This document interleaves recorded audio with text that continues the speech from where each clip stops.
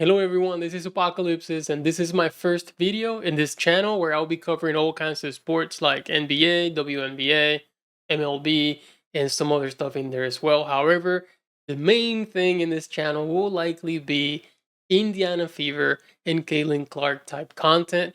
So if you enjoy any of that stuff and you want to stick around, you can go ahead and subscribe. Um, but I am planning to make videos and breakdowns as far as the key moments for each game of the Indiana Fever. And that's pretty much what we're gonna do. So that's what we're gonna do today.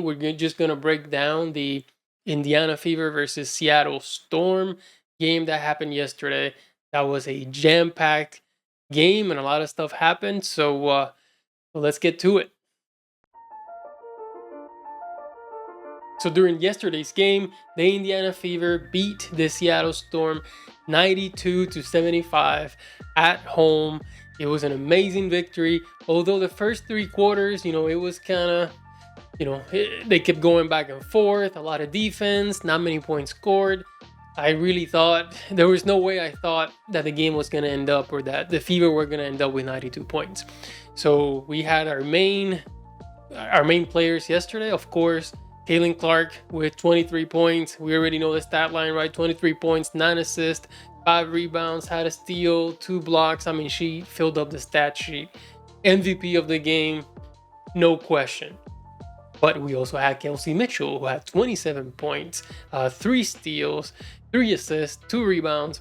I mean, she shot the lights out, right? 52% on 10 of 19 shooting, and 5 of 8 from 3 for 62%. And then we had some contributions from Lexie Hall, which was unexpected, right? So she was really the hero of the game with 22 points and then making 6 threes, so 6 of 7 from 3, 8 of 10 from the field for 80%. But having said that and mentioned those 3 players who statistically were the best players in yesterday's game, no doubt about it. But there's a player that stood out to me and that wasn't mentioned here. And you may not be impressed with her stats, but that was Aaliyah Boston with 9 points, 15 rebounds, 8 assists, 21 plus in the plus minus category.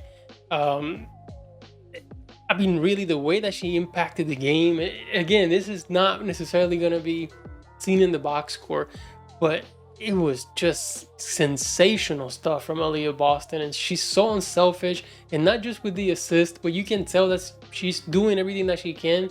She's making winning plays. Like when she's on the court, she's constantly making winning plays. So I really think Aaliyah Boston and Lexie Hall, of course, Caitlin Clark. Like Caitlin Clark is everything, and she's my favorite player. She's the best. We're gonna talk so much about Caitlin Clark, but Lexie Hall and Aaliyah Boston are winners. They're just making winning plays every time that they're on the floor. Just watch that plus minus. They're gonna be on the positive side almost all the time, and the team suffers when they don't have Lexie Hall and Aaliyah Boston on the court. So you can tell again from the plus minus that Aaliyah Boston was first with plus 21, and Lexie Hall was second with plus 20. I mean, you can tell Lexie Hall as well, right? Like all the plays that she's making outside of just shooting, right? Because we're saying, yeah, she shot 22 points, but her defense, her intensity, how she's getting the offensive fouls, she's just throwing her body in front of other players. Like, again, this team, and the other thing is the chemistry of this team has been amazing too since the break, and you can tell all the things that they've been doing off the court, spending all this time just developing more camaraderie, and you can see it in the game. I mean, this is a scary team moving forward into the season. So let's talk about some key moments. Clark trying to shake Wickham. Step back is good. In the mid-range for Caitlin Clark. The first key moment of the game to me was the crossover step back mid-range shot from Caitlin Clark. I had not seen her take this shot during the season, or maybe she has taken this shot, but she hasn't really been confident in taking this type of the mid-range shot. So she's either wanting to score in the paint or wanting to shoot the 3. but she has not been comfortable since arriving in the WNBA in shooting that mid-range shot. So this was actually her second attempt with the mid-range. And if she, and the reason why I think this is a key moment is because if she continues to gain confidence in making that shot consistently, I think it's really over for the WNBA. Like, I just don't know how you stop her. Right now, you're limiting, right? Because her offensive game so far is limited to that, inside game, or she'll go and lay it in, or she's going to shoot it from super far away. But if she adds this, where she can literally score anywhere on the court, and then she really becomes Steph Curry, because a reason why Steph Curry is so lethal is because his floater is so good. He's good finishing at the rim. You can't leave him wide open anywhere around the court as far as the mid-range and threes and everywhere, right? Like, once Steph was able to figure that out, it was, it was lights out for the rest of the league. It was over. You don't have a chance. Same thing applies to Caitlin Clark. So I think here, her being able to add this to her game, I mean, I don't know what you do, really. So that's why I think this is a key moment. Knocking that shot down with confidence, it's carry hours for the league. The largest of the game, they started to hit their threes after being cold early. Missed there from Lloyd. Clark the fling ahead. Oh, what a dime! And Mitchell lays it in! And Caitlin Clark officially has the most assists ever for a rookie in this league's history. Next key moment of the game is this pass from Caitlin Clark to Kelsey Mitchell. Just cross-court pass, like perfect quarterback to wide receiver pass, right on the money. But Kelsey Mitchell finishes the layup, and she also secures the record for the most assists by a rookie in WNBA history. This is just another record which she completes in 28 games, and the previous record was 30 games. But she's also on pace to break the record for the most assists in a season. I believe that she's gonna do that, because why not? But again, this is just another example, because this assist in particular was so scary and so good that the league must be worried about what's to come. Indiana, 34 points in the last meeting. Clark short on that three.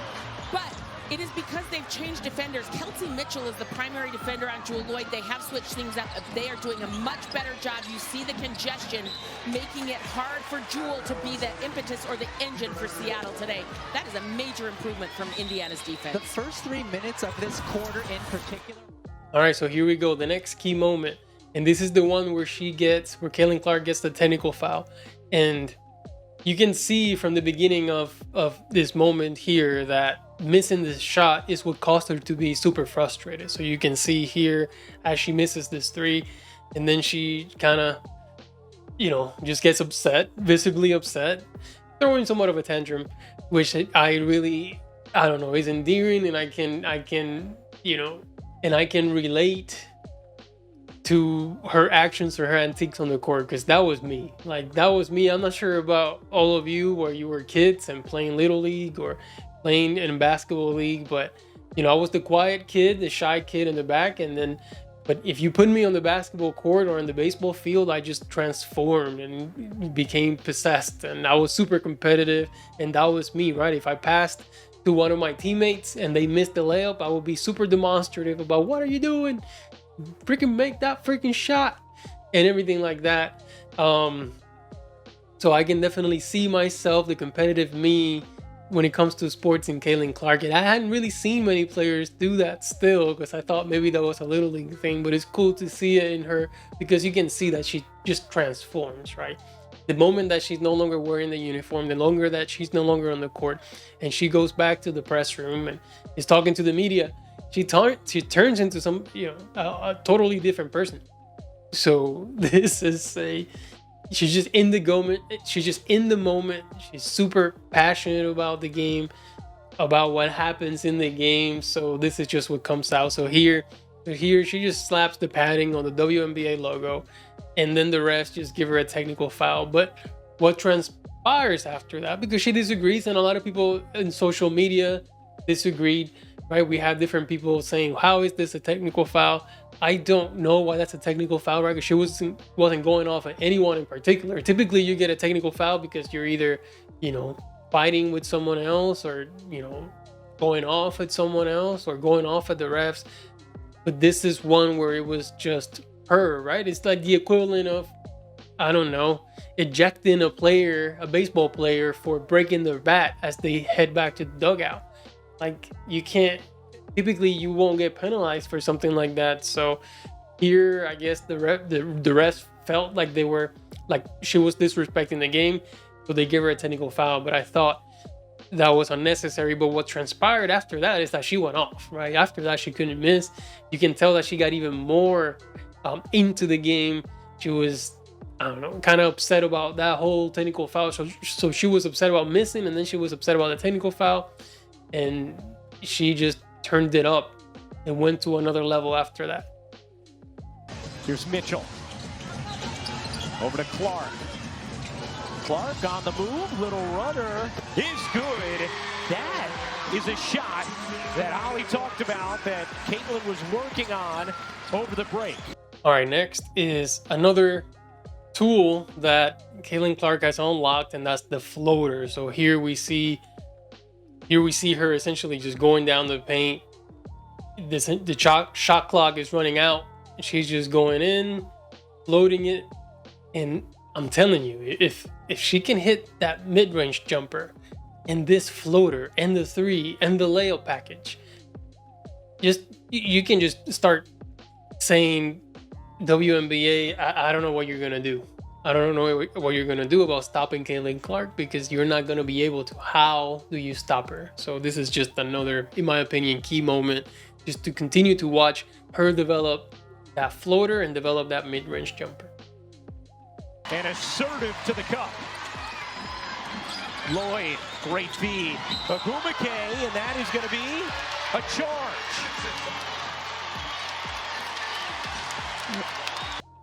So this other one is involving Lexie Hull, and no, not one of her threes. This is her essentially shifting the entire momentum of this game. So they're on defense. It's the fourth quarter. Of course, they're hot from the three-point line and they're hitting everything.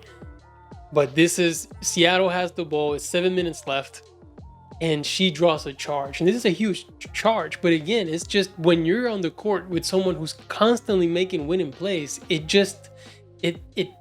swings the game one direction.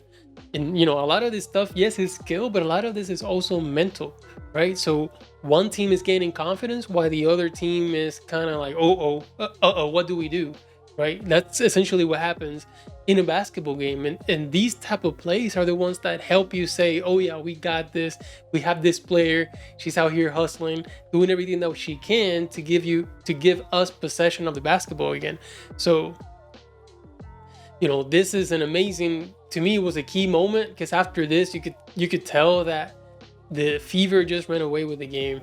But this is huge, and this is why I'm such a Lexie Hull fan as well. Smith. Clark lobbing it in. Boston draws two in the corner. Hull, you bet.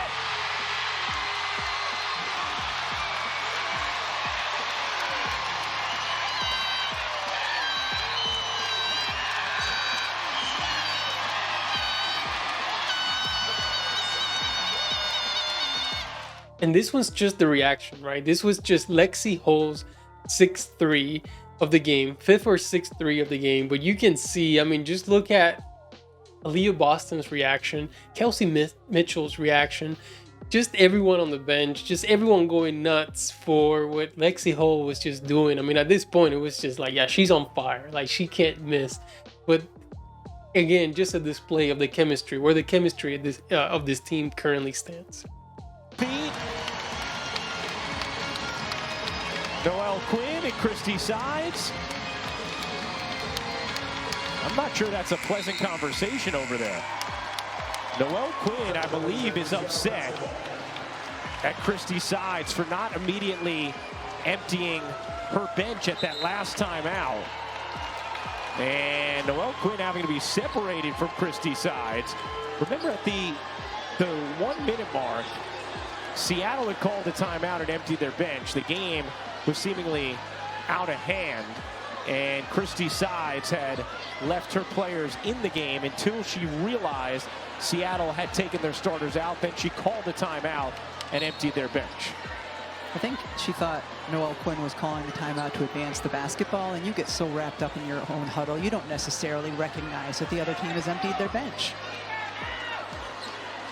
A little drama at the end of the game with Noelle Quinn and Christy Sides. And this is the last key moment that I'm going to highlight, and it's when the Seattle Storm coach approaches the Indiana Fever coach, Christy Sides, to complain about something. And then the commentators are speculating that she's approaching Christy Sides to complain about sportsmanship to regards of leaving the starters in the game for too long. I guess there were a minute, 30 seconds left, and the Storm had already taken their players out. And then as soon as they came back from the timeout, the Fever realized that their starters were out, so they called their own timeout and subbed their starters out as well. I don't think that's what it is, so I think it became clear later on what really the coach was mad about. And I think this is backfiring, right? Because here she goes to Christy Sides to kind of lecture her about sportsmanship, which is interesting because when you look at the tape and when you look at some of the footage that's out there, it has to do with before they went on this timeout and Caitlin Clark was celebrating in front of the Seattle bench. But as she was approaching it, she didn't care about the Seattle bench. She's really just trying to hype up the fans, and she's completely focused on the fans, but she is kind of walking towards the Seattle bench. And as she's walking towards, then Skylar Diggins comes out of nowhere. Skylar Diggins Smith comes out of nowhere, and you can tell how she speeds up to bump Caitlin Clark because, of course, he's a loser. So, listen, Diggins Smith is not happy because they're getting beat up, right? And the coach is also not happy because they're getting beat up. So, of course, emotions are going to be flaring a little bit more than they should be in this type of, if you want to call it sportsmanship and sports competition. But essentially, they bump, but the coach doesn't see that, right? So Diggins Smith bumps Caitlin Clark, and she doesn't, Caitlin Clark is like, whatever, it doesn't matter. Like, she just continues to do her own thing. She doesn't confront Diggins Smith, no big deal. But Diggins Smith goes and complains to the coach, and the coach kind of only sees the aftermath of Caitlin Clark being around their bench celebrating. But she takes a problem with, I guess she sees a problem with that, so she takes it personal. But she didn't see the whole thing, and really the problem here was Diggins Smith, who then you see her over here with the coach kind of instigating and letting Christy Sides know that maybe Caitlin Clark did something. I don't know. We give Christy Sides enough of a hard time already, so I'm not going to really complain about the coaching and situations. I think she's getting better with the rotations. I think she's figured out who she should have on the floor and at what time. I think she's improving in that. But here, I don't think she should have apologized to Seattle Storm coaches. It doesn't matter what it was for. Like, take the L and go worry about coaching your own team. Don't come over here, try to lecture me and all this stuff. And make sure that you get the whole picture. Because right now, you're just, believe in your player, which you're supposed to do. But just address it over there. Don't try to come over here and address Christy Sides. So, I don't know. She seems, the Seattle coach, forget her name, but she seems like a nice enough coach. I don't know, just from kind of seeing her interactions and stuff on the sidelines. But this, I think she was left astray by her player to think one thing when in reality something else happened. So I don't know, but I didn't like that interaction in the end. I thought that was 100% Diggins Smith's fault in bumping against Caitlin Clark. Caitlin Clark celebrating, you already know who she is. She's got a packed house that she's trying to hype up, right? All these people, came out of all these different places to watch her play. They want and they like this type of interaction, especially when they're winning. So you cannot blame Caitlin Clark for this engagement or for this interaction or this altercation at all whatsoever. So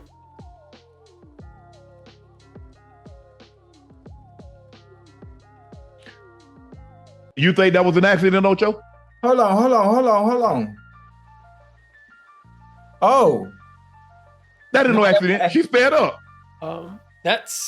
This is pretty much the video. So this is what I think I'm going to be doing moving forward. Is as soon as the game ends, maybe hopefully the same day, but if not the next day, I will cover some of the key moments that I saw from the game, my takes, my thoughts on it, and highlight some of the key players as well, who the MVP of the player was and everything like that. But even in the days that there are no games, I can, depending on what happens, off the court, I will also make some videos with that in regards to the Indiana Fever and Caitlin Clark. So again, if you enjoyed this video and want to see more, you can go ahead and subscribe, and just let me know what you thought the key moments were in the comments below. Who do you think was the MVP, and really what did you think about this altercation here at the end? So that's it for this video. Thanks for watching, and I'll see you next time.